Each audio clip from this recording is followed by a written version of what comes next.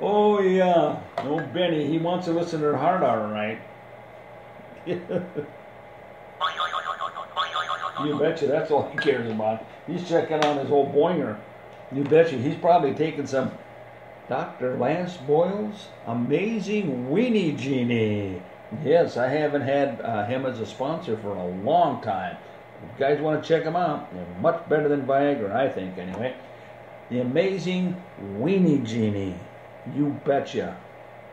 Check it out. I'm telling you, Dr. Lance Boyle's, that's his product out there, and he swears by it. Yep. Anyway, here we go. What else are we gonna talk about? Oh, here's another interesting subject. You guys, what the hell was that saying? Food. Food for thought. There we go. Food for thought. That's an old one. Anyway, here's some food for thought. You got 15 to 18,000 Haitians. God bless them. I have nothing against the Haitians. God, those poor people have been through so much of the last 50 years or even longer. God bless them. But here's the deal. How did 15,000 Haitians... Now, I know after I say this, you're going to say, well, it's pretty self-explanatory. Well, not necessarily. Here's the deal. How did 15,000 people, and by the way, the last time I checked, Haiti it's not in the middle of the ocean, but by God, it's in the ocean. It's an island. And chaining up the way, you got Cuba, and then you get up there, Central America, you could go over to Central America, kinda, whatever, you know what I'm saying? So how did these 15,000 Haitians get to the United States-Mexican border? I don't know. Food for thought, because boy, I'm telling you. And you didn't hear anything. Can you? When the Cubans came to Miami or got into whatever, the news was on them, and they said, "Oh, look at all these people coming up." They had these big kind of pontoon things, and they had these like kayak things and big overgrown looking like canoes. And I guess it's 90 miles from Cuba to Miami or whatever. And half of them would drown and half of them would whatever, you know what I'm saying? Some would make it, but at least it was on the news. Now, I don't know, maybe I missed it. I miss a lot of shit at my age, okay? But how the hell does 15,000 people make it from Haiti to the Mexican-American border? Excuse me. I mean, that is one hell of a trip. I don't know for sure, but I'm guessing it's at least, 4,000, 5,000 miles, if not more. I don't know. It's amazing though. So did the U.S. government? That's what I'm saying. The U.S. government, did we pay for it somewhere as taxpayers? Was there boats, ships involved that we didn't really hear about? Yeah, it's amazing. And if they come up the chain through Mexico, now Mexico says that, yeah, we want to take them back. We'll take them here and take care of them. Well, why didn't you do that? Because if I'm not mistaken, man, I'm telling you, there's a lot of Mexico those people have to go through before they get to the U.S. border. See what I'm saying? Mexicans been dropping the ball with this border shit for years. Excuse me. That's why I love Donnie. Donnie was on the right track. And then let's not forget about Under the Bridge. And now all those 9,000 people just mysteriously disappeared. And they had the Yang head of Homeland Security on the other day. Oh no, we sent a whole bunch back, and some are in here, the detainment center, and we're trying to get them checked out. And you know what's amazing about this? I also find amazing is all these people, these Haitians and Mexicans, and I don't know, what other ethnicity are we going to have in the future that's going to be at our borders? I mean, where does it end? But anyway, and all this mess, and by the way, our kids are being put back in the schools, and as far as I know, there's not a whole lot of mandates. But here you go. Here's another one. Why in the hell isn't anything mentioned about any masks where these people wear? You don't see any masks. How about any kind of shots lined up for them? You don't hear anything about vaccine for these people. No. I don't know. I said it before, goddammit, and I'll say it again. It's just a perfect storm out there, just waiting to be a big shit pile. You know what I'm saying? It's true. It's true. It is just a perfect storm, any way you look at it. And then all the sports that are going on, no one's wearing masks. You know, I don't know. Anyway, did I rant and rave enough, Bob? Hell yeah! All right. Bob backs me up. Yeah, Bob's my buddy. You guys want to listen to a little bit of Mystery Train by my brother? Okay. Why not? I'm going to get some fresh coffee. Okay, guys, here you go. Mystery Train by Bruce Bernardchuk. I love him. Okay, little bro, here you go.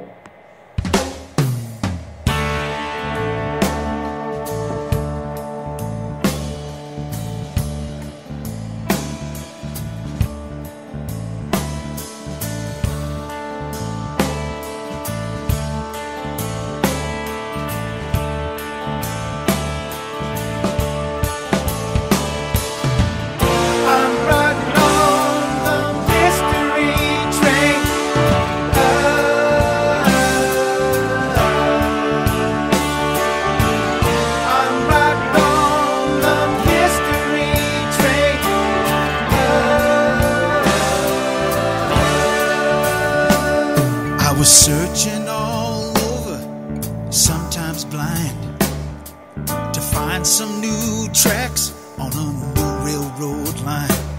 'Cause the old ones were broken and rusted. I was going nowhere and never had enough time. All I needed was some kind of magic to pull me out of this hole. Something to carry and deliver me to a much higher place in my soul. And I know that I can get there because someone keeps ringing that big train bell. Yes, I know that I will get there if I can stop waging war on myself. Riding on the mystery train.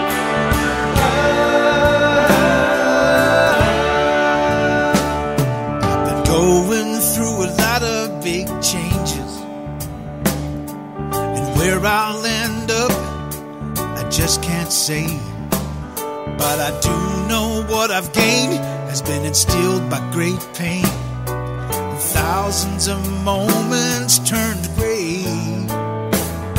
There were times I fooled myself in believing that I was right where I needed to be. But when the fog had all lifted, I saw the tracks had been shifted, and I knew that I was in some fantasy. But I just keep looking forward, because most of my past has been drenched in rain. Yes, I keep on moving forward on this shame-driven mystery train. I paid for my ticket a long time ago with every dream that got burned and blew away in smoke. But like smoldering ashes that won't ever die, I keep running to truth, but I never arrive. I just keep on looking forward, because most of my past has been drenched in rain.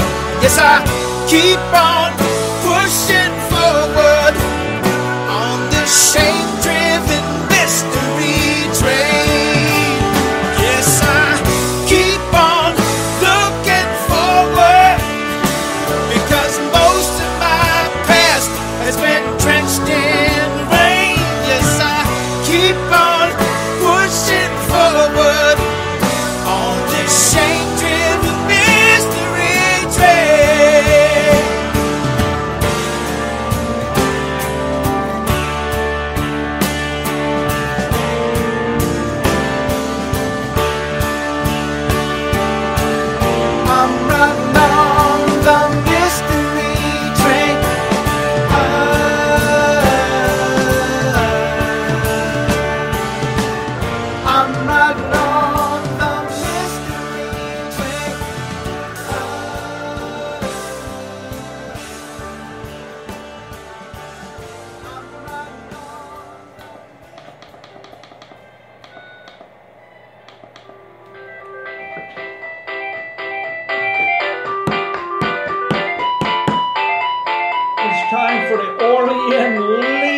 show. Yeah.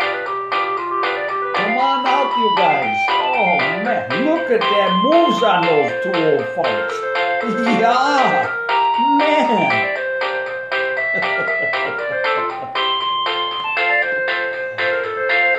You gotta love Ole and Lena, baby. There you go.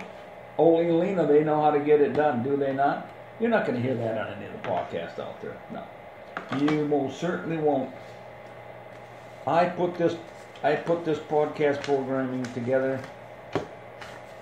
for one group of people out there and one group only. And that is my boomers. You betcha. God bless you guys. Oh, here's another one. I can go. You know, there's so much stuff out there. It's just unreal. Here's another one. I love this one too.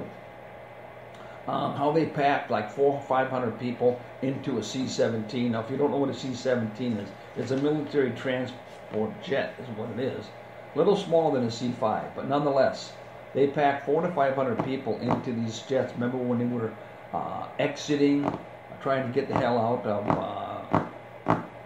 Afghanistan last month or whenever it was. Anyway, yeah, they got 400 people. Well, there was more than that, but per plane there was probably 400 people. And I don't know how many C-17s there were. But anyway, they pack all these people in there, and they had a picture of them at the end of the plane when the ramp goes down. Somebody took the picture of them all packed in there like sardines. It was almost as bad as the commuting for the Japanese when they get in their trains. I mean, it was ridiculous. Not a freaking mask on any one of them. And geez, do you really think any one of them got both shots? Huh? What do you think, Bob? Hell yeah! No, they didn't. Anyway, that's, you know, no shots, no masks. Just let them come in. You don't know where the hell. Well, we did find out. Yeah, I guess Fort McCoy, right next door in Wisconsin. Yeah, ain't that right, Axel? You betcha. Anyways, right next door in Wisconsin. Anyway, yeah, they dropped the whole shitload over at Fort McCoy in Wisconsin. And anyway, there you go. Now there again, I didn't hear word one on any kind of shots or anything over there. And you know what? On that, those jets coming over. And by the way, I'll go out on a limb. I mean, I flew across the big pond, Minneapolis to San Francisco, over to Vietnam.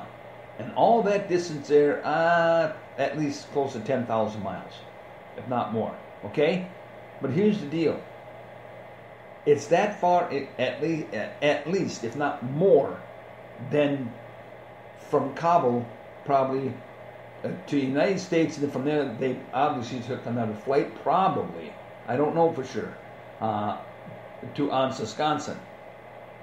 But my point is this: you got those many people packed into a plane for those many hours, without any shots or masks, and forget goddamn social distancing. Christ Almighty. Anyway, yeah, it's another perfect storm. Yep. Riders on the storm. Bum, bum, bum, bum, bum, bum. Riders on the storm. Bum, bum, bum, bum, bum, bum. Yeah, there you have it. Riders on the storm. We're going to get this little bit of music here, guys. Well, wait a minute. We'll play a little bit of Johnny Mathis by the Looney Crooner, huh? You guys want to listen to the Looney Crooner? Yeah. Well, he's a friend of Three Chord Kenny. Three Chord Kenny plays